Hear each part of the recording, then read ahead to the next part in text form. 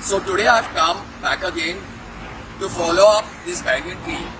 It's very important that somebody follows up and let the full of Goa and plant lovers know what is the status of these banyan trees that were transplanted. So today back again, I would like to place it on record. I've come on my own wish, but I decided to follow the journey of this banyan tree. And as of date, this banyan tree is doing good. If you see, for the fact, it's nicely raised. So even if the groundwater comes, it's good. And there is a growth which is still fresh.